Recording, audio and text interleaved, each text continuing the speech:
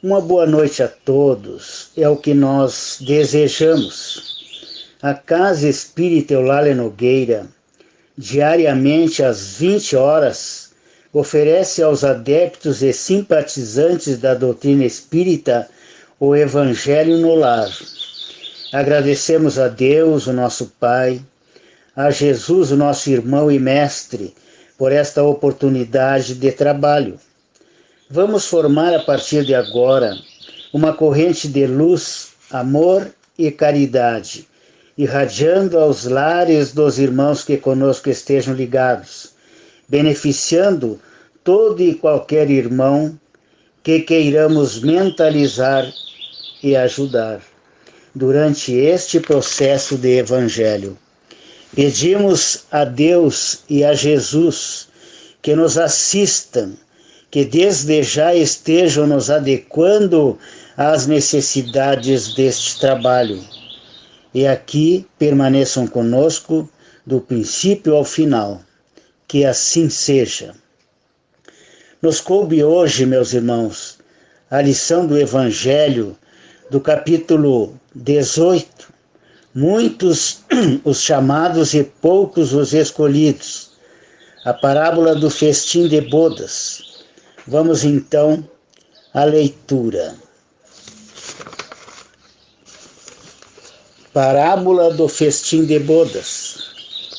Falando ainda por parábolas, disse-lhes Jesus: o reino dos céus se assemelha a um rei que, querendo festejar as bodas de seu filho, despachou seus servos a chamar para as bodas os que tinham sido convidados. Estes, porém, recusaram ir.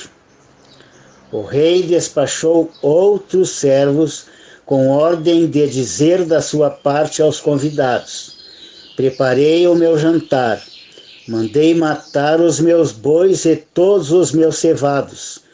Tudo está pronto, vinde às bodas. Eles, porém, sem se incomodarem com isso, lá se foram, um para a sua casa de campo, outro para o seu negócio. Os outros pegaram dos servos e os mataram, depois de lhes haverem feito muitos ultrajes. Sabendo disso, o rei se tomou de cólera e, mandando contra eles seus exércitos, exterminou os assassinos e lhes queimou a cidade.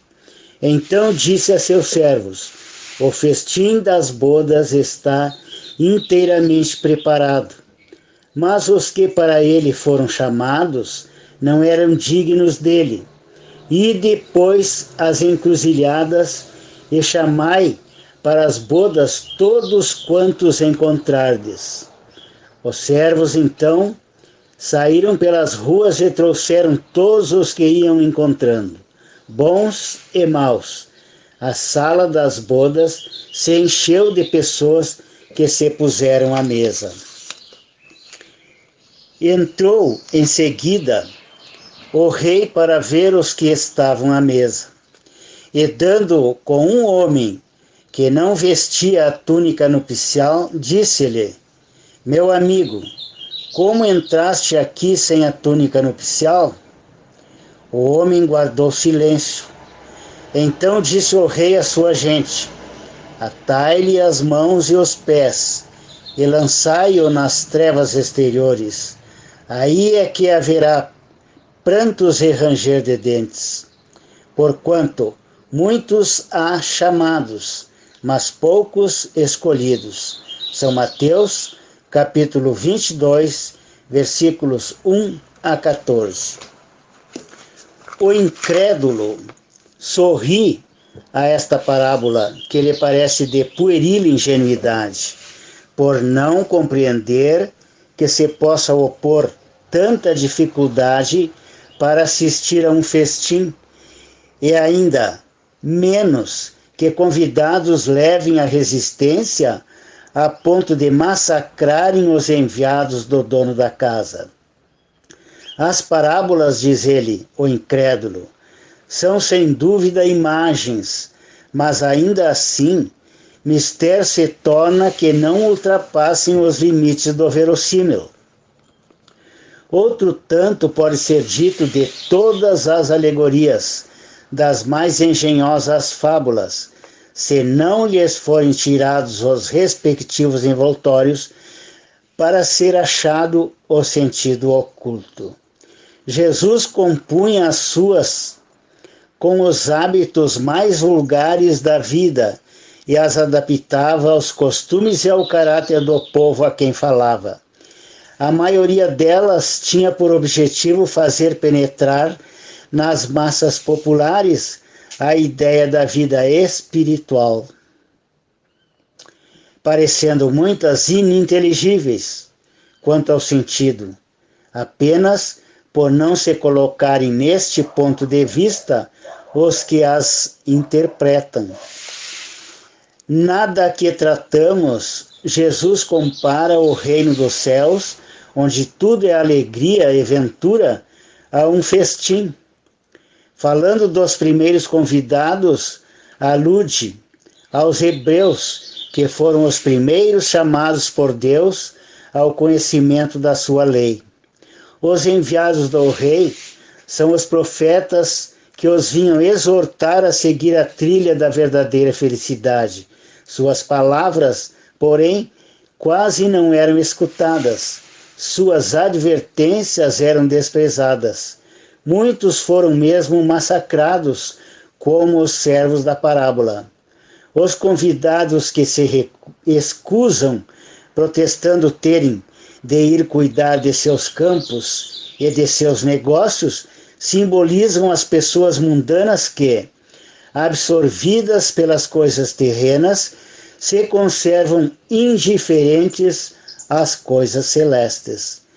Era crença comum aos judeus de então que a nação deles tinha de alcançar supremacia sobre todas as outras. Deus, com efeito, não prometera a Abraão que a sua posteridade cobriria toda a terra, mas, como sempre, atendo-se à forma, sem atentarem ao fundo, eles acreditavam tratar-se de uma dominação efetiva e material. Antes da vinda do Cristo, com exceção dos hebreus, todos os povos eram idólatras e politeístas. Se alguns homens superiores ao vulgo conceberam a ideia da unidade de Deus, essa ideia permaneceu no estado de sistema pessoal. Em parte nenhuma foi aceita como verdade fundamental, a não ser por alguns iniciados que ocultavam seus conhecimentos sob um véu de mistério impenetrável para as massas populares. Os hebreus foram os primeiros a praticar publicamente o monoteísmo. É a eles que Deus transmite a sua lei, primeiramente por via de Moisés, depois por intermédio de Jesus. Foi daquele pequenino foco que partiu a luz destinada a espargir-se pelo mundo inteiro, a triunfar do paganismo e a dar a Abraão uma posteridade espiritual, tão numerosa quanto as estrelas do firmamento. Entretanto, abandonando de todo a idolatria, os judeus desprezaram a lei moral para se aferrarem ao mais fácil, a prática do culto exterior. O mal chegara ao cúmulo. A nação, além de escravizada, era esfacelada pelas facções e dividida pelas seitas. A incredulidade atingira mesmo o santuário. Foi então que apareceu Jesus, enviado para os chamar à observância da lei e para lhes rasgar os horizontes novos da vida futura. Dos primeiros a ser convidados para o grande banquete da fé universal, eles repeliram a palavra do Messias celeste e o imolaram. Perderam assim o fruto que teriam colhido da iniciativa que lhes coubera. Fora, contudo, injusto acusar-se o povo inteiro de tal estado de coisas. A responsabilidade tocava principalmente aos fariseus e saduceus, que sacrificaram a nação por efeito do orgulho e do fanatismo de uns pela incredulidade dos outros. São, pois, eles, sobretudo, que Jesus identifica nos convidados que recusam comparecer ao festim das bodas. Depois acrescenta: vendo isso, o Senhor mandou convidar a todos os que fossem encontrados nas encruzilhadas, bons e maus. Queria dizer desse modo que a palavra ia ser pregada a todos os outros povos, pagãos e idólatras.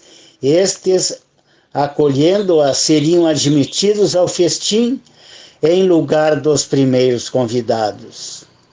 Mas não basta a ninguém ser convidado, não basta dizer-se cristão, nem sentar-se à mesa para tomar parte do banquete celestial.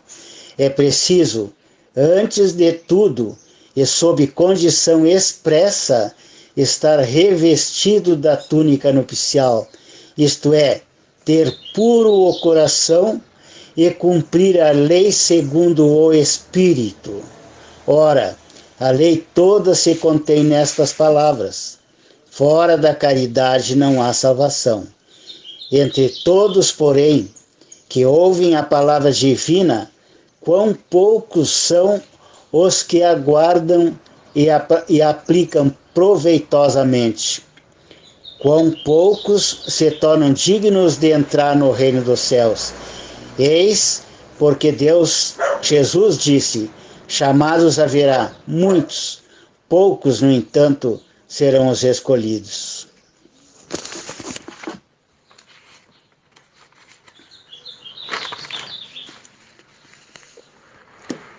Quando lemos as Escrituras, meus irmãos, devemos entendê-las não segundo a letra, porque a letra mata, mas segundo o Espírito, porque o Espírito vivifica.